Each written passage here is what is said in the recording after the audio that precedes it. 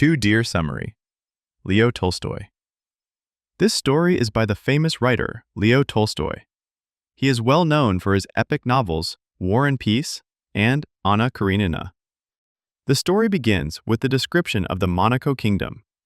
It was a small kingdom with a small population of about 7,000, and if the land was to be shared, each would get hardly an acre. As in other countries, it too had a king, a palace, ministers, army, etc. The army had only 60 soldiers. The prince collected taxes on tobacco, spirits, and the poll tax. Apart from these, he also maintained a gaming house, which would be a special revenue source. In gambling, whether a person loses or wins, he must pay a percentage to the keeper, who had to pay a large sum to the prince. So the Prince of Monaco got a good source of income to maintain his ministers, courtiers, and officials. The Germans had banned gambling, as many losers had either drowned or shot themselves. This had benefited the Monaco prince, as all who wanted to gamble came to Monaco's gaming house. A few years ago, a murder was committed in Monaco. The people were happy and peaceful, and this had not happened before. All the prosecutors and judges assembled, and after the trial, the murderer was given a death sentence. When they went to the prince to inform, he also confirmed it. But then began the real problem.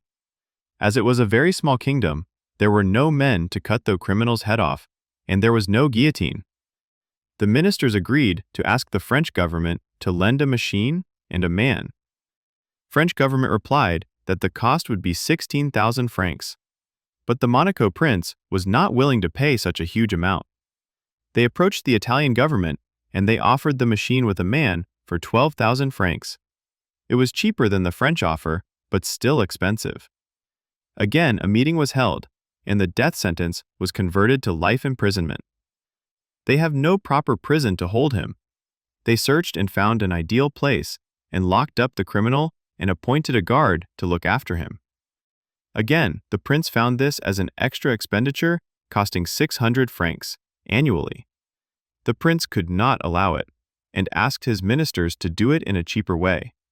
They gathered and found a solution to take away the guard so that the criminal can run away.